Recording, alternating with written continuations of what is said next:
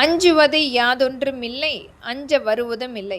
மரியாதைக்குரிய மாண்புமிகு சபாநாயகர் ஐயா அவர்களுக்கு மக்களின் எளிய மகளாகவும் அனைத்திந்திய அண்ணா திராவிட முன்னேற்றக் கழகத்தினுடைய சார்பாகவும் விவசாய மக்களுக்கு இன்றைக்கு முழுமையாக அந்த விளைச்சலுக்கு ஏற்ற விலை நிர்ணயம் அங்கீகாரம் கொண்டு வந்து செயல்படுத்த வேண்டும். உடனுக்குடன் அவர்களுடைய அந்த கொள்முதலை பெற்றுக்கொண்டு அவர்களுக்குரிய ஒரு முழுமையான பங்களிப்பு கொடுக்க வேண்டும். அவர்களுக்கு ஏற்ப கிடங்குகள் கொண்டு வந்து அமைத்து தர வேண்டும். தமிழ்நாட்டில் முழுமையாக ஒரு 35,000 கிடங்குகள் விவசாய மக்களுக்காக ஏற்படுத்த வேண்டும். 35,000 கோடியில் அவர்களுக்குரிய காப்பீடு நிர்ணயம் செய்ய வேண்டும். அவர்களுக்குரிய ஓய்வூதிய திட்டம் அங்கீகரிக்கப்பட வேண்டும். அவர்களுக்கு தேவையான கடனுதவி முழுமையாக அங்கீகரிக்கப்பட வேண்டும். அரசே ஒரு நேரடியான கூட்டமைப்பு திட்டத்தின் கீழ் அங்கீகரிக்க முடியும். இது அனைத்துமே கருத்தில் கொண்டு ஒரு நல்ல ஆட்சியை நடத்த வேண்டும் நம்முடைய மரியாதைக்குரிய மாண்புமிகு முதலமைச்சர் விஜய் அவர்கள்.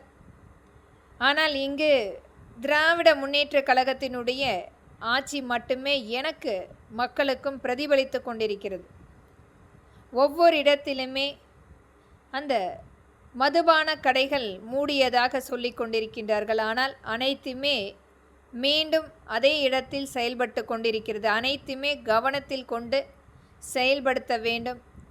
இது திராவிட முன்னேற்றக் கழகத்தின் ஆட்சி அல்ல, தமிழக வெற்றி கழகத்தினுடைய மாற்றத்துக்குரிய தூய சக்தியான ஆட்சி என்று மக்கள் நம்பிக்கொண்டிருக்கின்றார்கள். அனைத்துமே கவனத்தில் கொண்டு ஒரு நல்ல ஆட்சியை நடத்த வேண்டும். மக்கள் மட்டுமல்ல, இங்கே மிகப்பெரிய அளவில் மக்கள் என்பது இன்றைக்கு இளைய சமுதாயமாக மாறிக்கொண்டிருக்கிறது. ஒரு 18 வயதிலிருந்து 30 வயதில் இருக்கின்ற நபர்கள் கூட அரசியல் இன்றைக்கு எளிதாக பேசிக்கொண்டிருக்கின்றார்கள். ஒரு மிகப்பெரிய எதிர்பார்ப்போடு காத்து கொண்டிருக்கின்றார்கள்.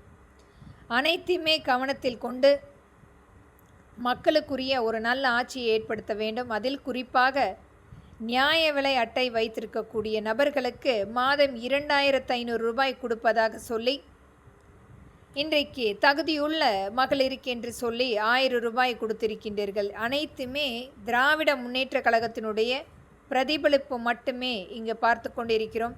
இது திராவிட முன்னேற்ற கழகத்தின் ஆட்சி அல்ல, தமிழக வெற்றி கழகத்தினுடைய ஆட்சி என்பதை இங்கே ஞாபகப்படுத்துகிறேன்.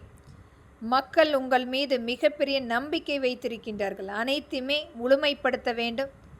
புதிதாக முதலமைச்சராக அமர்ந்திருக்கக்கூடிய விஜய் அவர்கள் ஒரு கடினமான காலகட்டமாக இருந்தாலும் முழுமையாக ஆலோசனை எடுத்து அனுபவம் உள்ளவர்களோடு சேர்ந்து கருத்துக்களை பகிர்ந்து மக்களுக்கு என்ன செய்ய வேண்டும், அதை எடுத்து எவ்வாறு செயல்படுத்த வேண்டும் என்பதை கருத்தில் கொண்டு கவனமாக செயல்படுத்த வேண்டும்.